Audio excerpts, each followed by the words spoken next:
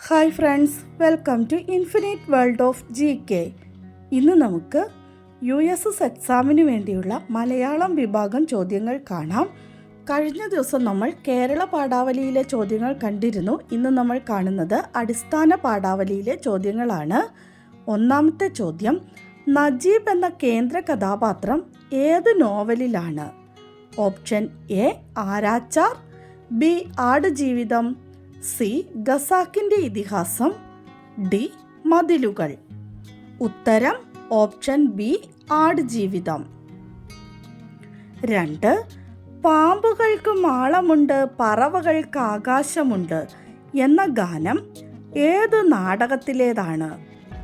Option A Pattabakki, B Saketham, C Ashwamedham, D Ningalenne Communistakki. ഉത്തരം option C അശ്വമേധം. അനവസരത്തിൽ ആഡംബരം കാണിക്കുന്ന എന്ന അർത്ഥത്തിൽ പ്രയോഗിക്കുന്ന ശൈലി താഴെ പറയുന്നവയിൽ ഏതാണ്?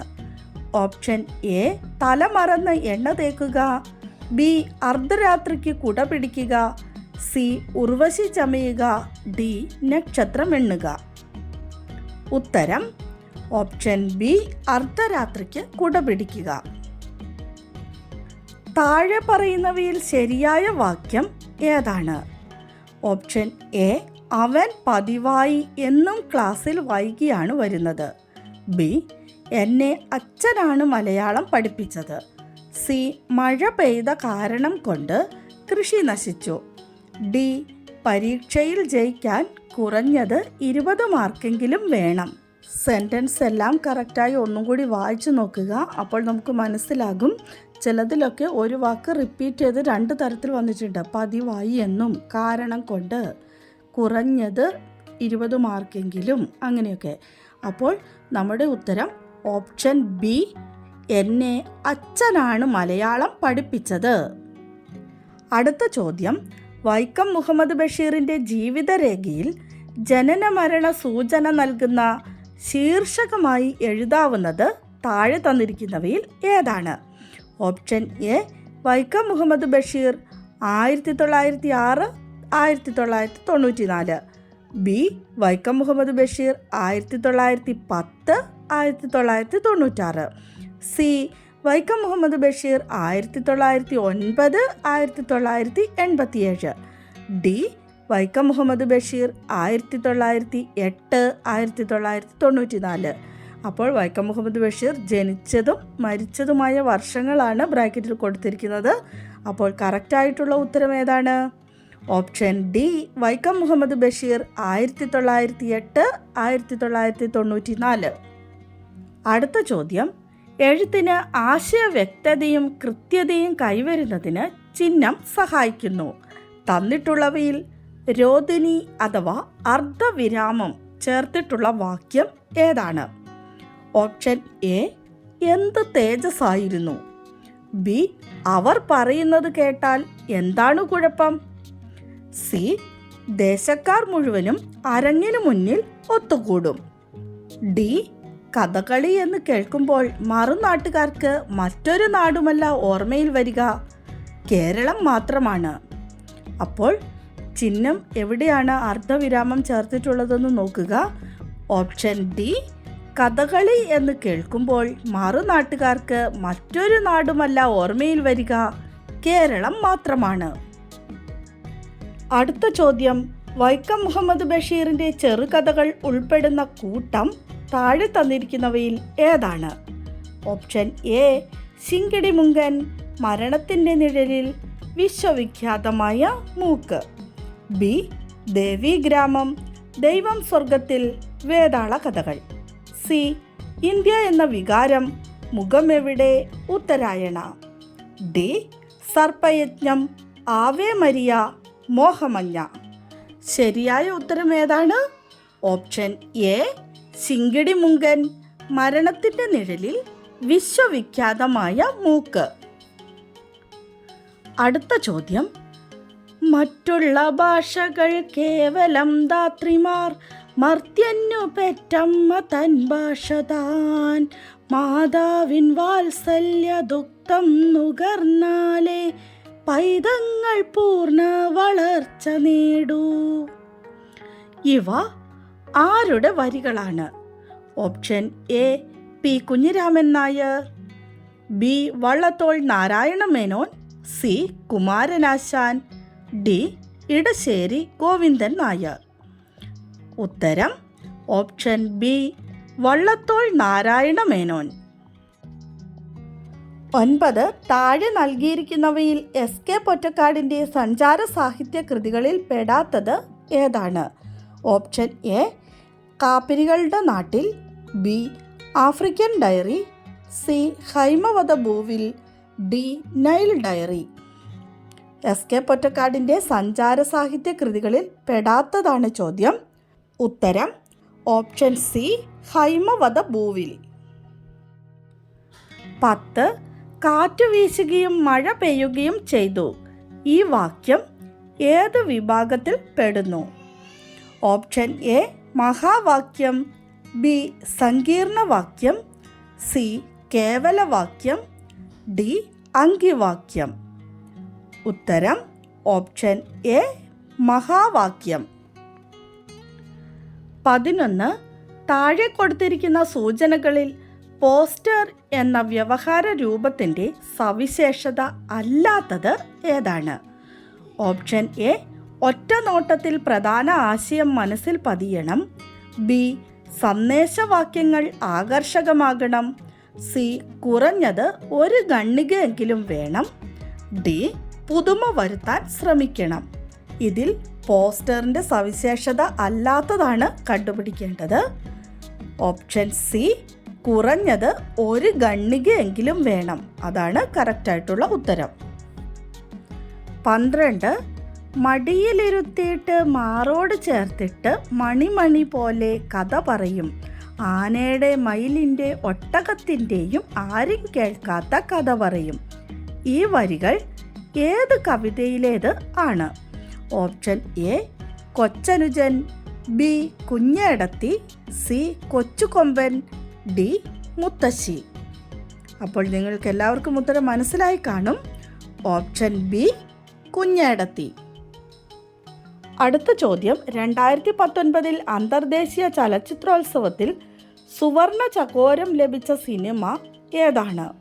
Option A They Say Nothing Stays the Same, B turtles can fly, C ക്യാമിൻ, ഡി പനി.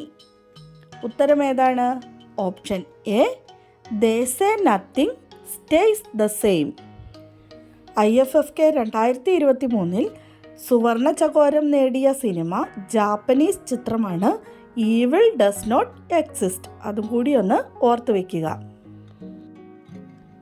അടുത്ത ചോദ്യം, സംസ്ഥാന ബാലസാഹിത്യ ഇൻസ്റ്റിറ്റ്യൂട്ടിൻ്റെ 2020 ബാലസാഹിത്യ പുരസ്കാരത്തിന് നോവൽ വിഭാഗത്തിൽ അർഹത നേടിയ നോവലാണ് ഹൈറേഞ്ച് തീവണ്ടി. ഇതിൻ്റെ രചയിതാവ് ആരാണ്? Option A Sandhya R, B EN Sheeja, C Maina Umaiban, D KR Meera. ഉത്തരം ഓപ്ഷൻ സി മൈന ഉമൈബാൻ. 2023 ബാലസാഹിത്യ പുരസ്കാരത്തിന് നോവൽ വിഭാഗത്തിൽ അർഹത നേടിയ നോവൽ ഉണ്ടക്കണ്ണൻ്റെ കാഴ്ചകൾ. എഴുതിയത് KV മോഹൻകുമാർ. അതുകൂടി ഒന്ന് ഓർത്തു വയ്ക്കുക. അടുത്ത ചോദ്യം, കർണനെ കേന്ദ്ര കഥാപാത്രമാക്കി PK ബാലകൃഷ്ണൻ എഴുതിയ നോവലേത്? Option A Siddhiyum Sadhanayum, B Tipu Sultan, C Kurukshetra യുദ്ധത്തിനപ്പുറം, ഡി ഇനി ഞാൻ ഉറങ്ങട്ടെ. ഉത്തരം ഓപ്ഷൻ ഡി ഇനി ഞാൻ ഉറങ്ങട്ടെ. അടുത്തത്, താഴെ കൊടുത്തിരിക്കുന്ന കവിതാഭാഗം വായിച്ച് ചുവടെ നൽകിയിട്ടുള്ള ചോദ്യങ്ങൾക്ക് ഉത്തരമെഴുതുക. 16 മുതൽ 19 വരെയുള്ള ചോദ്യങ്ങളാണ് കവിത വായിച്ചിട്ട് ഉത്തരമെഴുതേണ്ട ചോദ്യങ്ങൾ. കവിത നമുക്ക് വായിച്ചു നോക്കാം.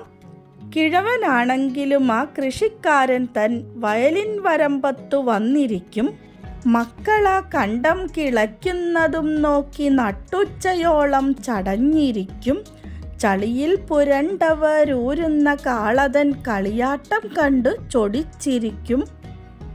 ഞാറു പെണ്ണുങ്ങൾ നടുമ്പോഴും അക്കരെ ചേറിൻ്റെ ഗന്ധം ശ്വസിച്ചിരിക്കും. തെളിമയിൽ കാളയും മക്കളും ചോലയിൽ കുളി കഴിഞ്ഞെത്തുവാൻ കാത്തിരിക്കും.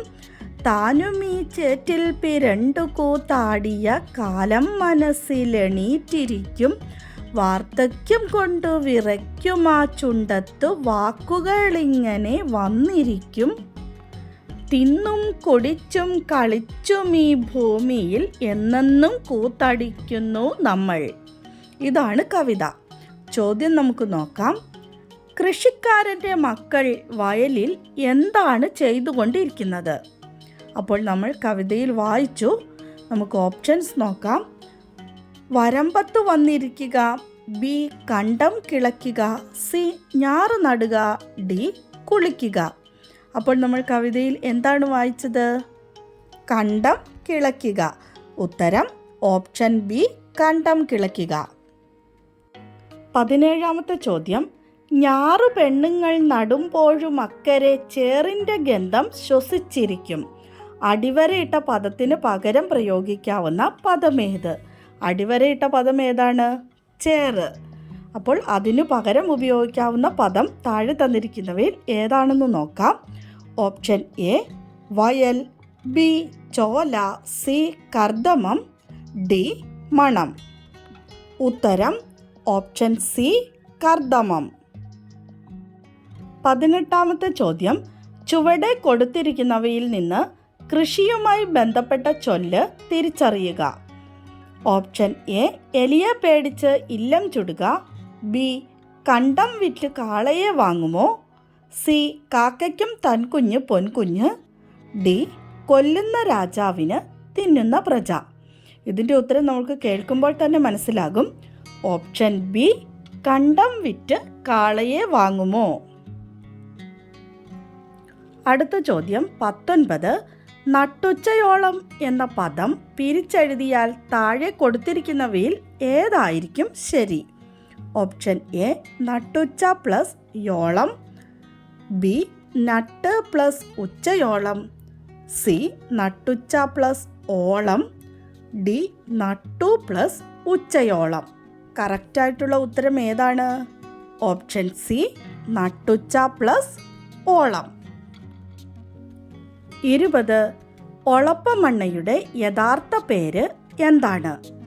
Option A Olappamanna Subramanian Namboothiripad, B Olappamanna Rishikesan Namboothiri, C Olappamanna Madhavan Namboothiripad, D Olappamanna Sankaran Namboodiripad.